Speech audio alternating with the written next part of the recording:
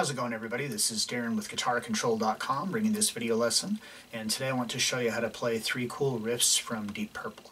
Right now there's a link down in the description that you can click to download your free copy of a really cool and useful guitar chord chart from Guitar Control. It's in PDF format, so you can print it off. It's very well organized, has every chord that you could ever need just at a glance. Very useful, helpful tool, and it's free. Just click the link down in the description. So be sure to click on the link in the description for the tabs, and let's get close up and take a look at these. Alright, so the first one we're going to take a look at is the riff from Burn. So for this one here, there's a couple of ways that could probably be played. I'm just going to show you the way that I do it. I've seen people do this where they use their thumb, and if you've followed me for any time at all, you know that like me using my thumb's not really a good option.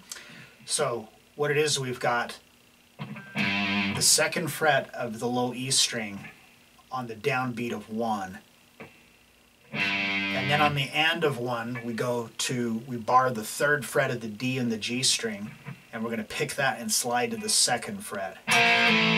So 1, 2, and, or 1 and 2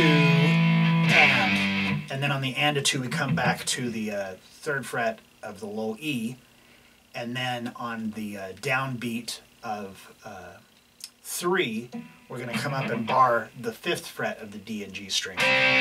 So, and that is a dotted quarter note, so it's all of beat 3, the downbeat of 4, and then on the and of 4 we go back to the 3rd fret of the low E again.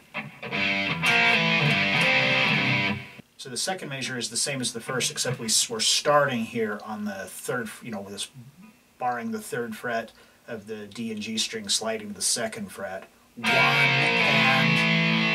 and then on the downbeat of 2, that 3rd fret of the low E, and then back to the 5th fret again, and again it's a dotted quarter note, and so this is going to be the and of 2, the downbeat of 3, and then on the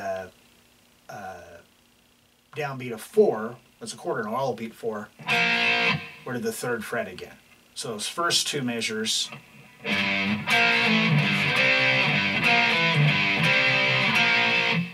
so that's like half of the riff.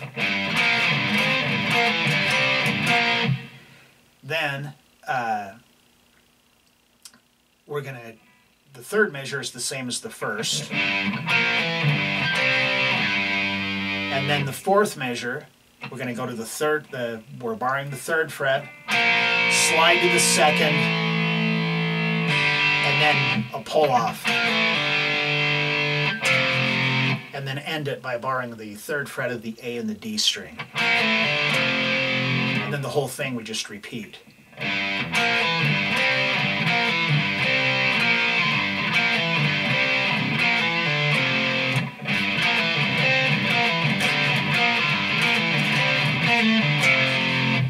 Alright, so the next one we're going to look at is the riff from Stormbringer. So this one here, it's completely made up of 16th notes except for the very last note of the riff. So we're going to start off here, I'm on, and it's all just single notes. So we're on the 5th fret of the D string with your 1st finger, and then we're going to go to the 7th fret with your 3rd finger on the A string. So it's like 1, E, and then starting on the downbeat of 2, we go to the 5th fret of the A string, 2, and then bring our 3rd finger to the 7th fret, and let's just keep our 1st finger here on the 5th fret. So it's like 2, E, and the open E string. So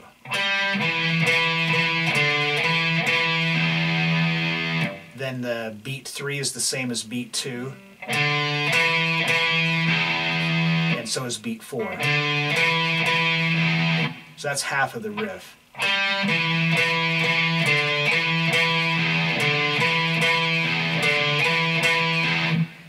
Now the second measure of the riff starts off the same as the first one did.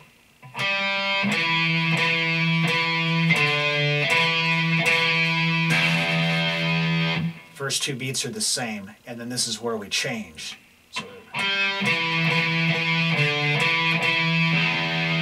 now we've got the 5th fret of the A string to the 7th fret of the low E. So it's your first finger and then your 3rd finger, then your 2nd finger on the 6th fret, 1st finger on the 5th. So then we're going to shift down and play this 5th fret again, but now it'll be your 3rd finger, and then ending on the 3rd fret, which is the only note out of this that's not a 16th note. So it's going to ring out longer. So,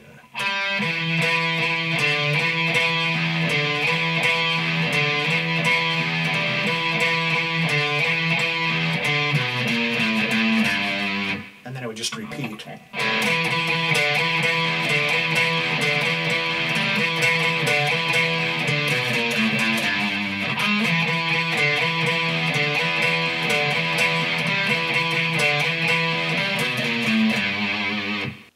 And then finally, the last one we're going to look at is knocking at your back door. So this is like a really cool example of a chord of melody that can be created by using dyads. You know, I've done numerous lessons on stuff with dyads, so this is like a really good example of that. So we start off, we're going to bar the 7th fret of the D and the G string with your 2nd finger. And then the next chord is 7th fret of the D string, still with your 2nd finger, but now the 6th fret of the G string with your 1st finger.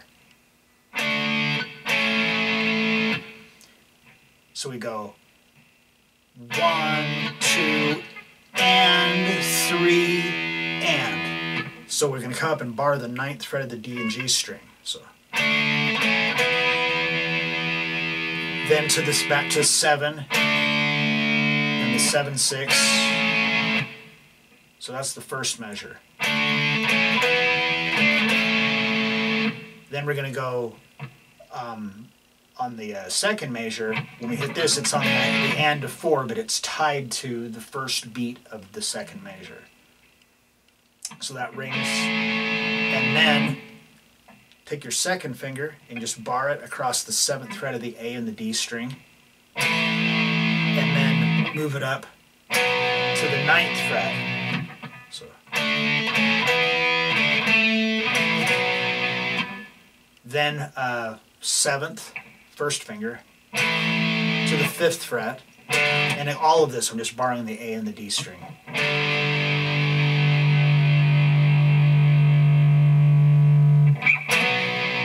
So after we come down to the 5th fret, then we're going to come back up to the 7th fret, and we've just got like a ghost note there, hammer on to the 9th. Back to 7, 7, 9, and then so that's the 4th measure, and then that very last 4 and, whoops, 4 and then that's like your pickup note to start over again to the 7th fret of the low E. So.